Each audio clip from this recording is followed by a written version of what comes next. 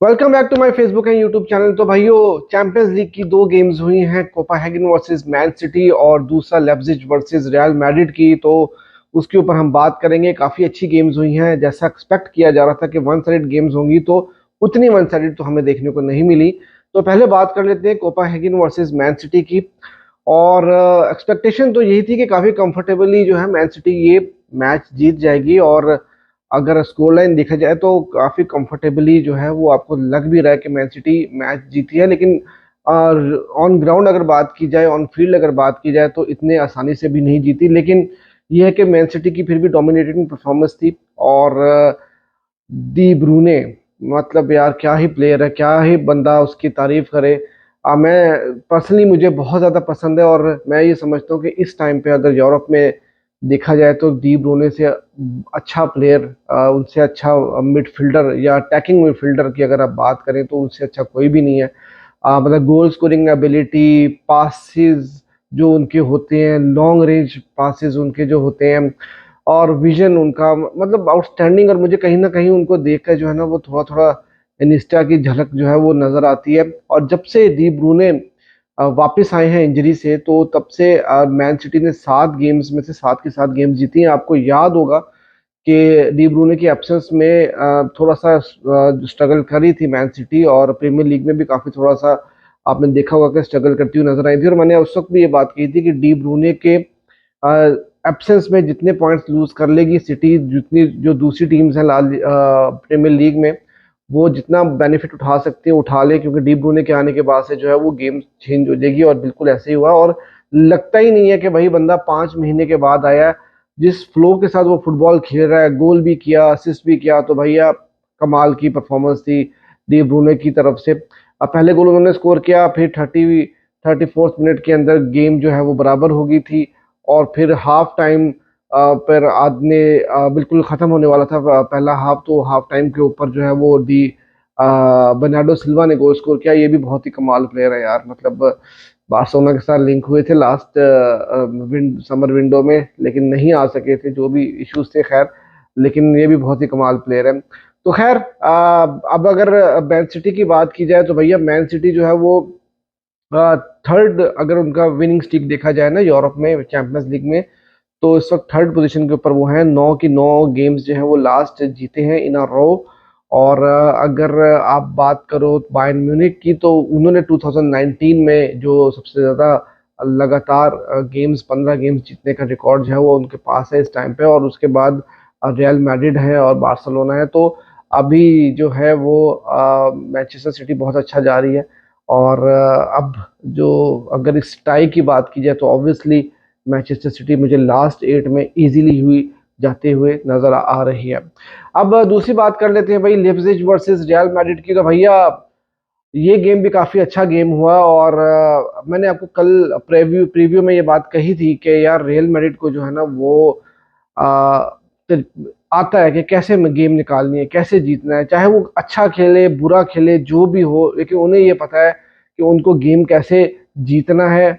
और मैंने आपको ये भी बोला था कि आप एक्सपेक्टेशन लगा के बैठते हो कि या विनी जूनियर परफॉर्म करेगा, या रॉड्रिगो परफॉर्म करेगा, या क्रूज परफॉर्म करेगा, या बिलिंगम परफॉर्म करेगा। खैर बिलिंगम तो इस गेम में नहीं थे अवेलेबल, लेकिन आप उनके बड़े बड़े नामों से एक्सपेक्टेशन लगा के रखते हो, और जब उनका कोई बड़ा नाम आपको परफॉर्म करता हुआ नजर नहीं आता, तो एकदम से कोई ऐसा प्लेयर जो है वो गोल स्कोर कर देगा, या कुछ ऐसा बैंगर गोल मार देगा, ऐसा खूबसूरत गोल स्कोर कर देगा कि मजा ही आ जाता देख के। तो वही कुछ किया इब्राहिम ने। अगर गेम की बात की तो लेipzig बहुत अच्छी फुटबॉल खेली है, और लेipzig की इंटेंसिटी को रियल मैड्रिड मैच नहीं कर पा रही थी।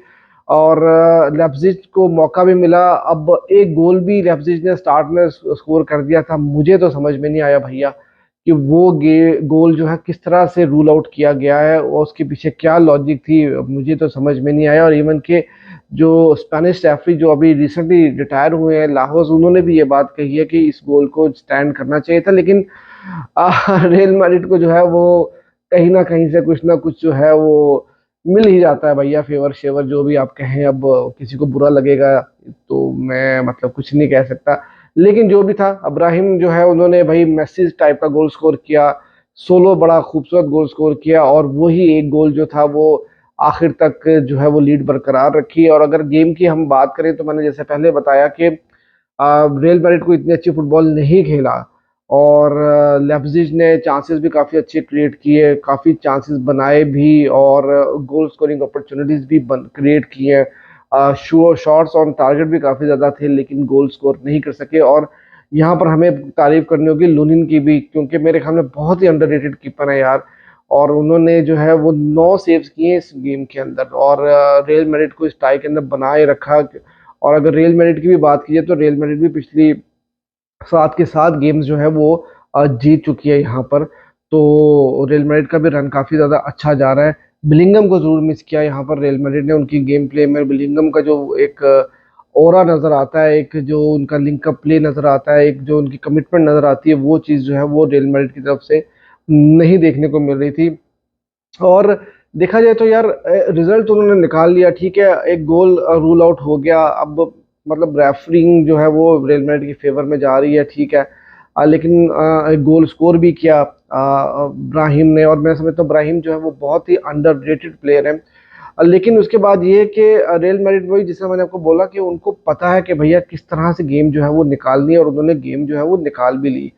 और इस टाइम में अगर देखा जाए तो मेरे ख्याल में रियल मैड्रिड एडवांटेज के ऊपर है, और लास्ट 8 के अंदर जो है वो क्वालिफाई कर जाएगी। और यहाँ पर जो है ना तारीफ चौमानी की भी करनी बनती है, क्योंकि यार वो भी आउट ऑफ द पोजीशन खेल रहे हैं, लेकिन बहुत अच्छी परफॉर्मेंस है उनकी बैक के ऊपर, सेंट्रल डिफेंसिंग पोजीशन के ऊपर वो खेल रहे थे। और बहुत ही अच्छे परफॉर्मेंस उन्होंने भी दी है। और ये बात तो आपको माननी पड़ेगी कि एक इतनी बड़ी इंजरी क्राइसिस के बावजूद जो है वो रियल मैड्रिड जो है वो रिजल्ट निकाले, चाहे वो ला लीगा हो, चाहे वो चैंपियंस लीग। और इब्राहिम भी जो है वो इंजर्ड होकर बाहर चले गए थे, तो मुझे नहीं पता कि उनकी अब क्या स्टेटस है उनकी इंजरी का। और यहाँ पर तारीफ करनी बनती है भाई आपकी एंसेलोटी की, कि एक ऐसी टीम जो कि मेरे ख्याल से जो ऑन फील्ड प्लेयर से ज्यादा और उनके प्लेयर्स जो है वो हॉस्पिटल के अंदर बैठे हुए हैं और लॉन्ग टर्म इंजरीज के साथ बैठे हैं, और वहां पर वो इस तरह के रिजल्ट्स निकाल रहे हैं। तो हैट्स ऑफ टू हिम। और इसलिए मैं कहता हूँ कि एंसेलोटी ने बहुत कुछ अचीव किया है अपने फुटबॉलिंग कैरियर में, एसी मिलान के साथ, रियल मैड्रिड के साथ। लेकिन जो ये सीजन है उनका, अगर इस सीजन को आप उनकी पिछली परफॉर्मेंसेस या जो उन्होंने जीती हैं टाइटल्स जीते हैं, ये सीजन जो है वो काफी ज्यादा भारी मुझे लगता है उनकी अचीवमेंट्स के ऊपर। क्योंकि एक ऐसी टीम जो कि बिल्कुल ही इंजर्ड बैठी हुई है, और उसके साथ जो है वो ला लीगा भी जीतते चले जा रहे हैं। और उसके बाद मुझे लग रहा है कि चैंपियंस लीग में भी वो काफी अच्छा परफॉर्म करेंगे, एटलीस्ट लास्ट 4 में तो मुझे नजर आ रहे हैं। आज भी काफी अच्छी गेम्स होने वाली है, लाजियो वर्सेस बायर्न म्यूनिक, ये भी काफी अच्छी गेम होगी। पीएसजी वर्सेस सोसाइडेड, ये भी गेम काफी मजे का गेम होगा। तो ये भी हम लोग कवर करेंगे। उसके बाद थोड़ी सी बात बार्सिलोना के हवाले से कर लेते हैं। तो भैया बार्सिलोना में बहुत सारी बातें हो रही हैं कोचिंग को लेकर, नए मैनेजर को लेकर। आप जानते हैं कि जितने मुंह उतनी बातें। और कभी क्लॉप को बारसा के साथ लिंक किया जाता है, कभी चाबी अलोंसो को लिंक किया जाता है, कभी हैंसी फ्लिक को जो है वो लिंक किया जा रहा है, अब डी जर्बी को भी लिंक किया जा रहा है। और अब जो डेली एक्सप्रेस जो यूके का अखबार है, न्यूज़पेपर है, उन्होंने ये बात कही कि भी चाबी अलोंसो के सिग्नेचर्स लेने के लिए लिवरपूल और बार्सिलोना में एक रेस लगी हुई है, और देखते हैं कौन जो है वो रेस जीतता है। लेकिन फिर वही बात है कि बहुत सारे लोगों के नाम जो है वो जुड़ रहे हैं इस टाइम पे बार्सिलोना के साथ। और अब क्या हकीकत है, कौन सा जो है वो मैनेजर आएगा, वो उसको जो है वो देखना पड़ेगा। उसके अलावा जेरार्ड रोमेरो ने भी ये बात कही है कि भैया एक इटालियन मैनेजर है, एक जर्मन मैनेजर और एक स्पेनिश मैनेजर है, इन तीनों को डिस्कस किया जा रहा है बारसा की मैनेजरियल पोजीशन के लिए। तो अब देखते हैं कि भैया ये 3 मैनेजर कौन से हैं। इसमें से ये भी हो सकता है कि हैंसी फ्लिक जो है वो जर्मन है, आप जानते हैं। नागिसमैन का नाम भी लिया जा रहा था, वो भी जर्मन है।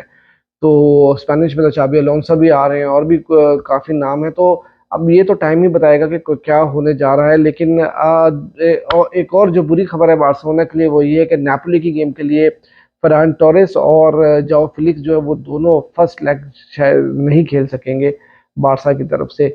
और एक और बड़ी इंपॉर्टेंट खबर जो आपको देनी है वो देनी है फ्रैंकी डियोंग के बारे में। तो भैया फ्रैंकी डियोंग का इशू जो है वो काफी ज्यादा जो है वो मुश्किल में आ चुका है। उसकी वजह ये है कि फ्रैंकी डियोंग के आप जानते हैं कि सैलरी बहुत ज़्यादा हाई है, और बार्सिलोना ने एक नया कॉन्ट्रैक्ट जो है उनको ऑफर किया है। और बार्सिलोना जो है वो चाह रही है कि जल्द से जल्द ये contract Frenkie de Jong sign कर लें।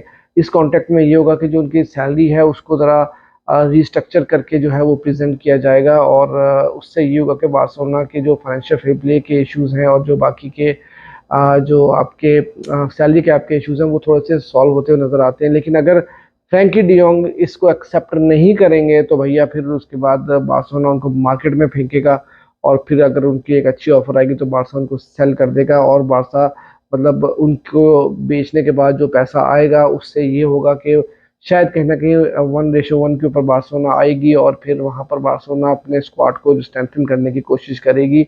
ये भी खबरें आ रही हैं। लेकिन दूसरी तरफ बात यही आ रही है कि फ्रैंकी डी योंग जो है वो बार्सिलोना छोड़ के नहीं जाना चाहते, और ये पिछले 2-3 साल से यही चीज़ें जो है वो चली आ रही हैं। फ्रैंकी जो है वो काफ़ी रेजिस्ट कर रहे हैं और वो छोड़ के नहीं जाना चाह रहे, और वो अपनी सैलरी को भी कम नहीं करना चाह रहे। तो ये एक और जो है वो बार्सिलोना की जो टीम है उसमें एक ट्विस्ट आ गया है। तो देखते हैं कि क्या होता है। आप भी मुझे कमेंट सेक्शन में बताइए कि आपको चैंपियंस लीग की गेम कैसी लगी, और अगर आपको वीडियो अच्छी लगी तो please do subscribe my channel and also follow me on Facebook and Instagram.